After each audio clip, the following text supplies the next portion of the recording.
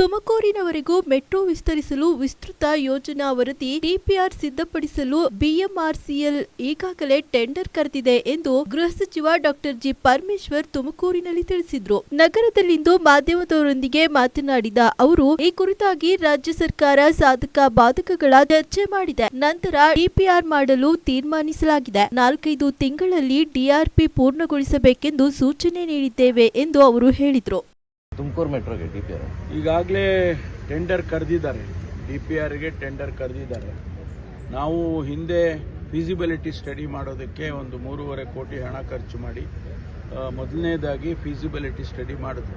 ಹೈದರಾಬಾದ್ ಕಂಪನಿಯವರಿಗೆ ಕೊಟ್ಟಿದ್ದು. ಅವರು ಫೀಸಿಬಿಲಿಟಿ ರಿಪೋರ್ಟನ್ನು ಕೊಟ್ಟ ನಂತರ ಸರ್ಕಾರ ಅದನ್ನು ಪರಿಶೀಲನೆ ಮಾಡಿ ಸಾಧಕ ಬಾಧಕಗಳನ್ನು ಚರ್ಚೆ ಮಾಡಿ ಇದು ಮುಂದುವರಿಬೋದು ಅಂತ ಹೇಳಿ ತೀರ್ಮಾನ ಮಾಡಿ ಈಗ ಡಿಪಿಆರ್ ಮಾಡಬೇಕು, ಡಿಟೇಲ್ ಪ್ರಾಜೆಕ್ಟ್ ರಿಪೋರ್ಟನ್ನು ಮಾಡಬೇಕು ಅಂತೇಳಿ ತೀರ್ಮಾನ ಮಾಡಿದ್ದಾರೆ ಸರ್. ಅದನ್ನು ಕೂಡ BMRCLನವರೇ ಮಾಡಬೇಕು. ಅಂದರೆ ಅವರು ಟೆಂಡರ್ ಕರೆದು ಯಾರಿಗಾದರೂ ಕಂಪನಿಗೆ ಕೊಟ್ಟು ಅವರು 8 ತಿಂಗಳು 10 ತಿಂಗಳು 1 ವರ್ಷ ಹಾಗೆಲ್ಲ ಕೇಳಿದ್ರು. ನಾನು ನಾನೇ ಮೀಟಿಂಗ್ ತೊಗೊಂಡಿದ್ದೆ. ಅದು 4-5 ತಿಂಗಳಲ್ಲಿ ಮಾಡಬೇಕು ಅಂತ ಹೇಳಿ ಈಗ ಟೆಂಡರ್ ಕರೆದಿದ್ದಾರೆ. ಆ ಟೆಂಡರಲ್ಲಿ ಯಾರಿಗೆ ಸಿಗುತ್ತೆ ಗೊತ್ತಿಲ್ಲ. ಅವರು 4 ತಿಂಗಳಲ್ಲಿ ಮಾಡಿ ಕೊಡಬೇಕು ಅಂತ ಹೇಳಿ ಅವ್ರಿಗೆ ಸೂಚನೆ ಕೊಡ್ತೇವೆ.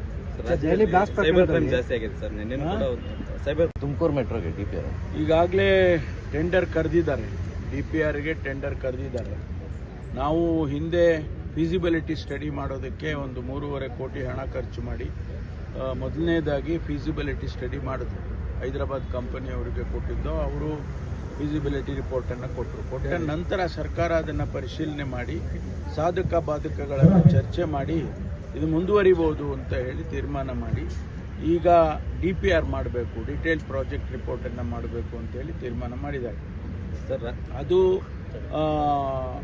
ಅದನ್ನು ಕೂಡ BMRCLನವರೇ ಮಾಡಬೇಕು. ಅಂದರೆ ಅವರು ಟೆಂಡರ್ ಕರೆದು ಯಾರಿಗಾದರೂ ಕಂಪನಿಗೆ ಕೊಟ್ಟು ಅವರು 8 ತಿಂಗಳು 10 ತಿಂಗಳು 1 ವರ್ಷ ಹಾಗೆಲ್ಲ ಕೇಳಿದ್ರು. ನಾನು ನಾನೇ ಮೀಟಿಂಗ್ ತೊಗೊಂಡಿದ್ದೆ. ಅದು 4-5 ತಿಂಗಳಲ್ಲಿ ಮಾಡಬೇಕು ಅಂತ ಹೇಳಿ ಈಗ ಟೆಂಡರ್ ಕರೆದಿದ್ದಾರೆ. ಆ ಟೆಂಡರಲ್ಲಿ ಯಾರಿಗೆ ಸಿಗುತ್ತೆ ಗೊತ್ತಿಲ್ಲ. ಅವರು 4 ತಿಂಗಳಲ್ಲಿ ಮಾಡಿ ಕೊಡಬೇಕು ಅಂತ ಹೇಳಿ ಅವ್ರಿಗೆ ಸೂಚನೆ ಕೊಡ್ತೇವೆ.